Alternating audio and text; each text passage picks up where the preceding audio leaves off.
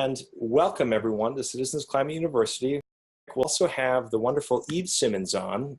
Eve is a decades-long environmental advocate, keynote speaker, green blogger, and San Diego Fish and Wildlife Advisory Commissioner, as well as a tireless optimist.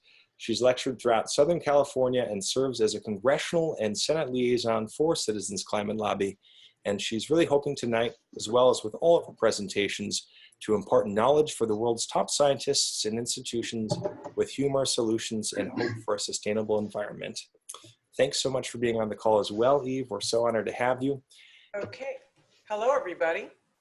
So Hello. Nice to be here. Brett, thank you so much for the invitation, and everybody for spending your evening with us. So got a lot to cover, so let's get this party started. Let's see. We're going to cover a lot tonight. Media background, the timing of your opportunities for maximum impact, how to engage your media story examples, what to remember, and last we'll finish it up with Q&A. Your learning goals, our learning goals. Hopefully by the end of this next 20-30 minutes, you'll understand the role of media within the larger frame of climate change communication. You'll be able to articulate that importance of framing and climate impacts in terms of time and place. And you'll be able to engage your local and national media outlets to highlight stories of climate impacts. I loved what Rick brought up about going to locations where there'll be events possibly with weather broadcasters or others. I think it's a great idea. So a little bit about my background. I've been at this for 30 years. I've been talking about the greenhouse effect as a wildlife guide for the San Diego Zoo, these many decades ago. And I also worked for Associated Press as a photojournalist and photographer and photo editor. So I have been on the other side of that desk taking phone calls and deciding whether to send a crew out to cover it. So I have a little bit of understanding that I hope will help us towards that effect. Like many of you probably, I had the privilege of studying with Al Gore. Such a joy, so much fun, 3 days of talking and listening and learning. There were 1,000 of us from 68 countries. And what I tended to hear again and again from anybody outside the US was, what the heck, America? Why don't you guys know what's going on? Here's a reason. Because only a handful of corporations really own all our media. So I'm talking about radio, TV, movies, not just news and weather. And those corporations tend to be invested in fossil fuel. That's part of the reason. Their advertising revenue also dictates content. And again, quite often we are enmeshed in a lot of fossil fuel, and that has to do with it. Also, media will tend to err on the side of least controversy. And there is a very vociferous side of climate deniers who can be very active and vocal about contacting the media. So we're going to have a loving, joyful version of that to sort of counteract that effect or work in a positive way. The term media, as you probably know, it's derived from an intermediary between the people and their government. Sound kind of like CCL? The fourth estate, of course, this is so important as a part of our checks and balances. So we want to utilize that. The challenge is the depth of the crisis is still not perceptible to the wider public. And so says Dr. Ramanathan. We're lucky to have him so nearby at Scripps Institute here in San Diego, but he has counseled the last 3 popes on this. He knows what he's talking about. And he says the actions we need to take are so drastic, no leader in the world has the support to take these actions. So we kind of want to help with that. So here's something I know Madeline Perra will often say when I feel overwhelmed. She'll say to all of us, you know, it seems like I'm overwhelmed. Here's a good antidote. I won't allow the things I can't control or change to stop me from taking action on the things I can change. And here's something we can change. Why does it matter? Because more people watch the news than read the news. And because this builds public will for a livable world. CCL is spectacular at corralling print media. And I want to see us take those same skills and use that opportunity, that low-hanging fruit, and get a lot of bang for our buck with broadcast media. This is my dog, Gershwin. I show him because when I give my talks, I'll tell my audiences, I'm not talking about what's going to happen in 2100. I'm talking about something in your dog's lifetime, about the time it takes to get a table at the Cheesecake Factory. So that really hits home, and it certainly hits home when you're talking about news media. Connecting to relevant local effects is really effective, especially with local broadcasters. I took this from my iPhone in my local supermarket, and that is something good to connect the dots. It's an opportunity to connect with your media. And of course, the huge national stories like Superstorm Sandy that happened in 2012. So Lower Manhattan had a sea level that was 25 feet above normal. Of course, the infrastructure fried. And it was crazy because I saw CNN talking about this 24/7, and they weren't talking about climate change. There they were saying, you know, we're at ground zero and blah, blah, blah. They had amazing coverage, but nothing about climate change. I said, I want to change this. So I got on the phone and I called the CNN breaking news hotline. It was a different number than it is now, but there's that one. This will be available later too. I love the internet. It gives you so many sources. So I called them. I was able to speak with an editor at the desk. I said, I love your coverage. Thank you so much. You guys are doing a great job of covering this huge story. Can you speak to the links between what's happening right now and climate change? Long pause. And I said, okay, I'd like you to know that the American and World Meteorological Societies have statements on this, as does the Pentagon and Department of Defense. They said, oh, really? Oh, okay. And I said, please do this. I know it would mean a lot to people. Thank you so much. Click. End of story. So when something happens that you feel may be tied in to climate issues, call or text a news desk, ask them to link current or breaking news events to climate change, or if we're lucky, to carbon fee and dividend, or just the idea of pricing carbon. Use statements from authoritative, respected sources. That gives you credibility. It also helps them have their back with their bosses or their audience. Be short and grateful. Employ an economy of words. This is really important because these people are so busy. And as soon as you've contacted the editor or reporter, this is the magic bullet. Send out that message to your contacts, asking them to do the same. So when you get off the phone, you or the email or whatever, how you've communicated with your source, your news source, then you let all your green friends like us know and ask them to contact theirs. And then you get this. Because when I did that, I watched CNN. I continue to monitor it. Within an hour, they started talking about climate change, and they hadn't spoken a word about it. They started bringing in experts. They interviewed. It works. It's so amazing. And if we're all doing this on a regular basis, imagine the impact. So here's one way to get a hold of ways to contact your media. Fair.org is great.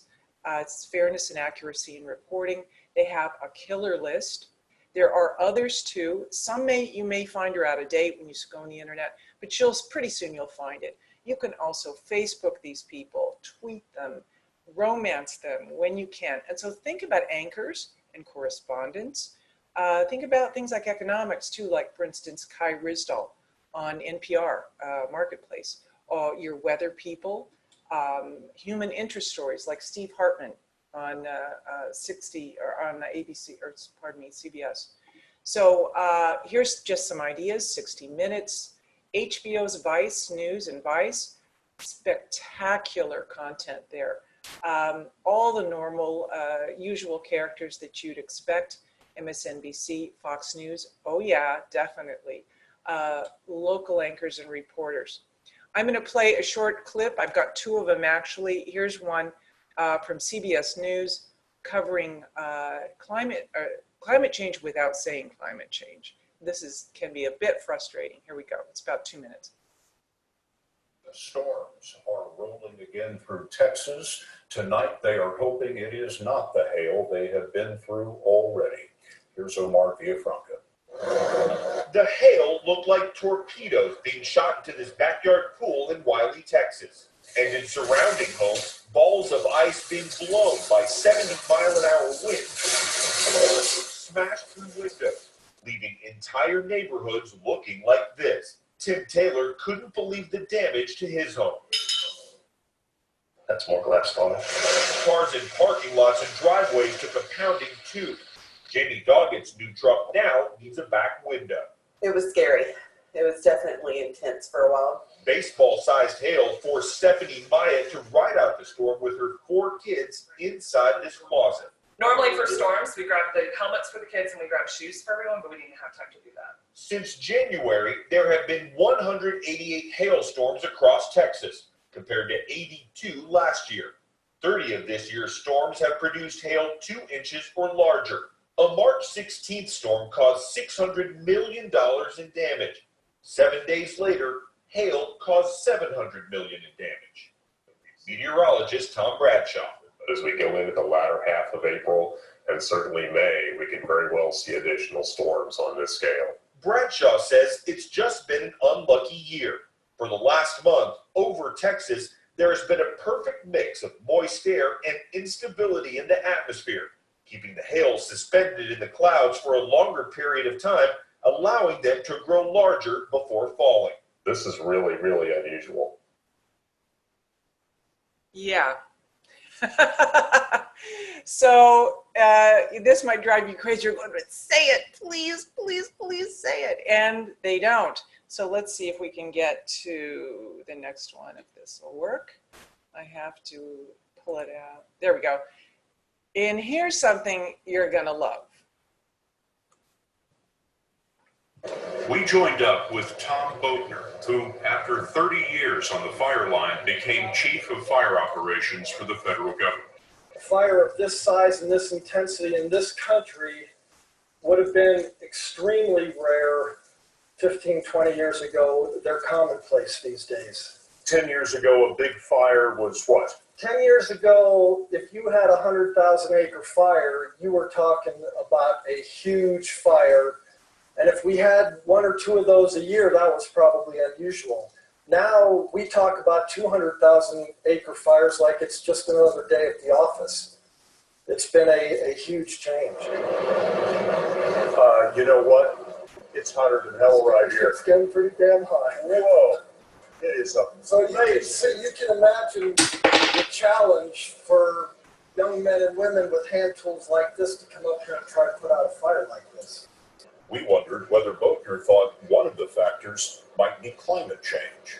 You know, there are a lot of people who don't believe in climate change.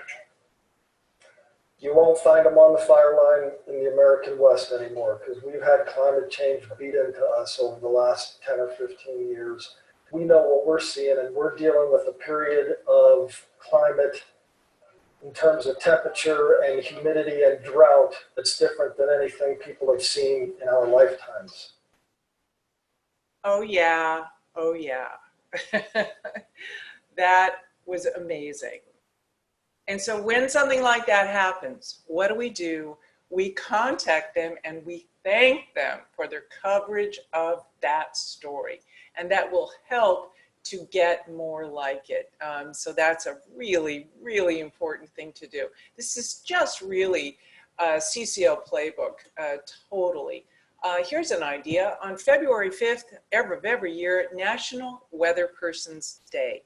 So you can start wooing your weather person even now, and maybe even bring in some cookies or something, your local people, and national as well. So there's a good opportunity for starters. Now we're going to go to the quintessential citizens climate lobbyist, of course. I'm talking about the one and only Jay Butera, who I love and adore, and I'm so appreciative to him. He can work it like nobody else. And we're going to take a page from his playbook, a little something that I like to call Buterrorizing. We're not terrorizing, we are Buterrorizing. And here's how it works. Basically, we are wooing. We're a little bit geisha. We are wooing with integrity and appreciation, our broadcasters. We're also coming not only with respect for them, but we treat, they can treat us respectfully. We are intelligent, well-informed, brief, and appreciative. So we're those two things and one more. We're part Paul Revere. I once in a while am called an alarmist if I get a rough crowd, and I say, you bet, just like Paul Revere. So we are quick, clear, we're delivering an important message that is helpful to them. So we are valuable to these people, and that's important to remember as well. Cite respected sources. That's your key to the kingdom, boy. They will listen to you then. Sam Locklear, commander in the Pacific, says climate change is the biggest threat to long-term security. That will wake them up, remind them. The DoD, Department of Defense, the Pentagon all say that climate change is a huge threat multiplier for instability. That's something you can source. You can use headlines like this summer's 43 American Airlines flights out of Phoenix were canceled because it was too hot to fly. That was a huge thing. If you're sensing that this person listening to you has time for a little more, then you can add tidbits. In this case, like according to British scientists and the FAA, turbulence will be stronger and occur more often because carbon dioxide emissions are heating up the atmosphere. You can make use of official announcements, like when NOAA said that nuisance flooding has increased in the US 300 to 925% since the 1960s. That's definitely an eye catcher. You can highlight water impacts. 2/3 of the world's population are likely to live under water stress conditions in a handful of years. Also, the world will have 40% less fresh water than it needs in 15 years. So you're talking about Credit Suisse and the UN World Water Assessment Program. So these are major accredited sources. You can share wildlife impacts, like the Center for Biological Diversity saying that half of Earth's animal and plant species are projected to be extinct by 2050 if current greenhouse gas emissions continue, or that 2/3 of wildlife that existed in 1970 are going to be gone soon, very soon. That's from the World Wildlife Fund. It can be very good news too. International example, my boyfriend, Prime Minister Justin Trudeau, when he announced just recently that Canada was going to go to carbon pricing next year, tremendous. Or that China is going to carbon pricing by next year as well. Or that the International Energy Agency director says it's time to price carbon. They've actually been touting it for over 20 years. These are all great things to use. Oil industry supporting a major majors supporting the price on carbon. Wall Street Journal reported that Exxon is lobbying for a carbon tax, as are the others. Here's another opportunity. Have some juicy stuff on the sideline that may not be time sensitive, but really useful. So when it's a slow news day, seize that, carpe diem. That's a perfect time when they're looking for stories, something interesting, something different. Perfect time to reach out to your news people. And don't forget about deadlines, especially for those of us on the West Coast. So important. These news people have to contact and interview their sources. They have to get their okays of their editor. They have to get a news crew out there. All those things mean as soon as you think of this, get a hold of them. It really is a quick thing. So keep calm and make those phone calls, or send emails or letters, Facebook, text, tweet, whatever you can. No restraining orders, please, but short of that, you can accomplish a lot. Please handle our media just like we do with our members of Congress, with kid gloves of kindness. That respect and admiration goes a long, long way. Before you quit and say, I give up, try everything first. Like the 8-year-old double hand transplant recipient, Zion Harvey, who is such a sweet little inspiration. And speaking of inspiration, you guys are, as Sam Daly Harris, who really created the template for Citizens Climate Lobby for Marshall and Mark to mold the way we operate with. It's so beautiful. It is the Harvard of citizen activism. You guys matter. What you do makes a difference in this world. So please feel proud and congratulate yourself. It really does matter. This is our home. Shouldn't we try? Visualize a healthy planet. I always think that's important and helpful. Puts us in a positive place too. And lastly, save the earth. It's the only planet with chocolate. Thank you. All right. Bravo, bravo, Eve. We will go into question mode again, and I think you've just blown us all away with the depth of the content at the same time. Thank you so much. And we've got the contact information for Rick and Eve. I just put in the chat window too. And so after tonight, both of them have been very generous in offering their availability. I don't know about you, but I am leaving inspired and also aware of how to really use this information in a much more clear way. And I can't thank both of them enough for giving of their time. So with that, I'll unmute all lines, and we're just so grateful for everyone giving of their evening. And please feel free to sign off or stay on as long as you'd like, everyone. Have a great evening. Thank you, Eve. Thank you, Rick. Thanks, Beth. Good night. Thank you all.